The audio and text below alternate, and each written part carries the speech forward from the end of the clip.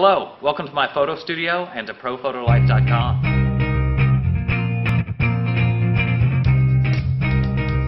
It may be hard for some of us to imagine, but there's a whole new generation of digital photographers that have never shot film, much less developed their own film. After viewing the How to Make Your Own Pinhole Camera video, a number of the younger readers here at ProPhotoLife.com asked, how is black and white film processed? Now today we'll be processing a roll of 35mm film that I shot with my Nikon FE. We could also easily process a roll of 120 film shot in a Holga.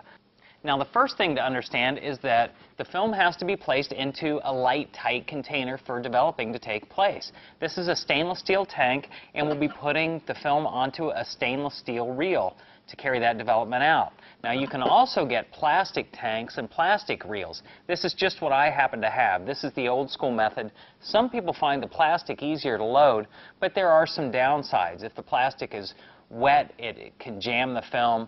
I'm going to show you the method using the stainless steel tank.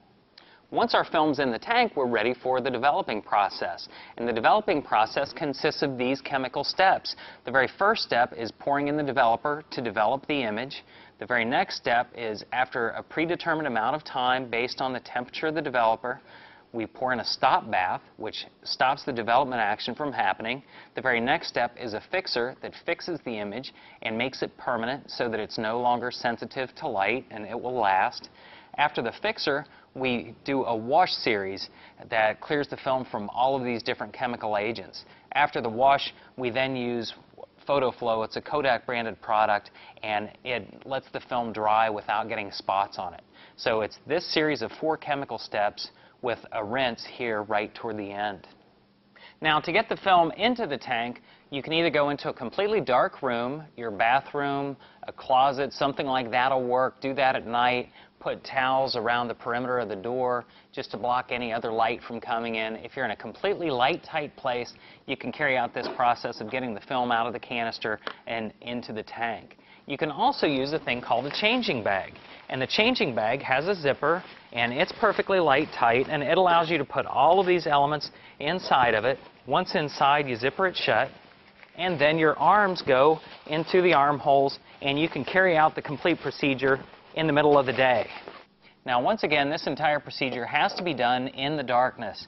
So the first thing we want to use is a bottle opener to take the bottom off of the roll of film. And you have to do this by feel. You want to have things laid out in your darkroom so that you know where they are. We pop the film out of the canister in the dark, and then we will have this, and again in total darkness, and I feel and create a straight edge and cut that off.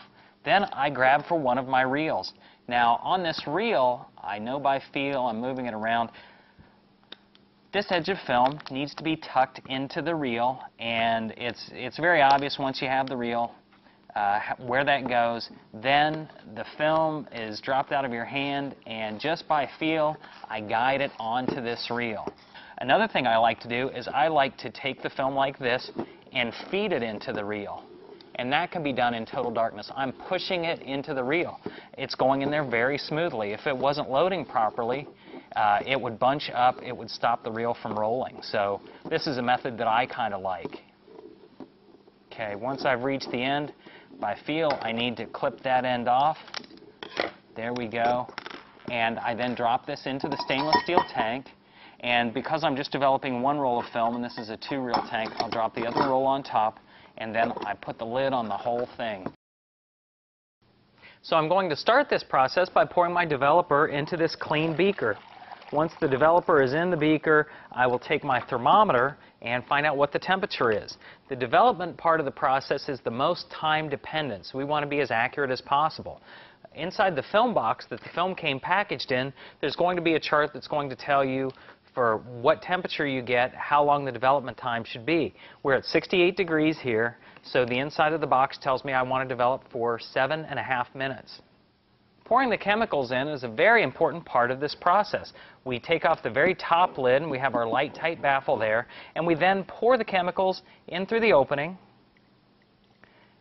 with the tank on an angle. And I will see in the opening when it begins to fill up. The first thing I'm going to do is to leave this at a little bit of an angle and give a gentle tap. That way, any air bubbles in the bottom of the tank are going to rise to the top. If an air bubble is trapped against the film surface, that area will not develop.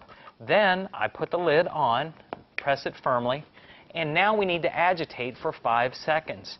So to agitate, we invert the tank like this, and while I'm inverting, I'm also twisting in this kind of motion. So we give that 5 inversions, tap again so that the air bubbles rise to the top, and we wait 30 seconds and repeat. And we're going to repeat that every 30 seconds through the process until we get almost to the end. So we're doing 7.5 minutes total of development, and we're just about to the 7-minute mark. So on every half minute, I give it my 5 inversions, twisting and inverting. I tap it. But I want that developer out of there at the 7.5 minute mark. So I'm going to pop the little top off and pour it back into the beaker so that it's out of there at the 7.5 minute mark.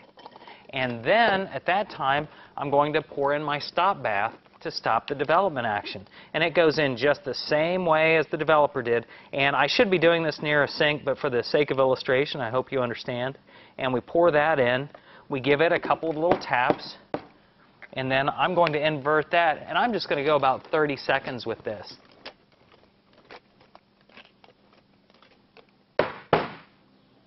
And then I let it sit so that it's in there about a minute total. It's going to get poured back into the stop bath so that it gets reused. And now it's time for the fixer, and that's going to fix the image. And it goes in just the same way. And I'm going to have the fixer in there for a total of 5 minutes. And again, tapping. Going to give it some inversions. Okay, we're reaching the end of the fixer. And now it's going to get poured back into its respective bottle so that it can be reused again another time. Now, once that fixer is poured in there, the image on the film is permanent, and it's no longer sensitive to light. I can pop off the entire top and take the very last little bit of fixer and pour it back into the bottle, and now I'm going to go to the sink and thoroughly rinse the film. Now, the Ilford Film Company recommends that we fill the tank with water completely, and again, keeping it at that 68-degree temperature, keeping all the chemicals as consistent as possible, and that we then invert the tank 5 times and dump that water out. And then we repeat the process by filling. We invert 10 times, then we dump it out. We repeat the process and invert 20 times and dump it out. At the end of that process, the film should be thoroughly washed.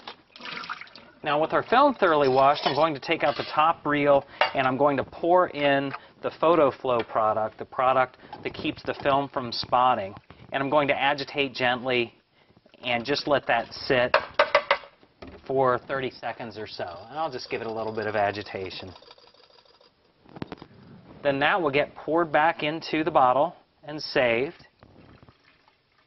And then our film is fully developed and ready for drying. I highly recommend doing this in a dust-free area. This is not ideal. A bathroom is a great place to hang your film for it to dry, and we use a clip to clamp it onto, say, the shower rod in your bathroom. You can also run the shower water on hot, to create moisture in the air, and that will settle dust. Then we just hang our developed film, and at the very bottom, we'll also put a clip so that it weights it and the film can dry straight. The dried film is then carefully handled and cut into strips and put into plastic archival pages. And there you have it, a processed roll of black and white film. Now, there are some other details. You know, there are choices in developers and fixers and all kind of things like that. You can come to the website, ProPhotoLife.com, look up video episode 20, Developing Black and White Film, and you'll find more information there and some links to books and some other things that will help you with the subject. I hope this has been a good start for you on the way to developing your own black and white film. I hope you're able to give it a try at some point in your photographic career. Thanks again for watching. I hope to see you at the website, and we'll see you soon.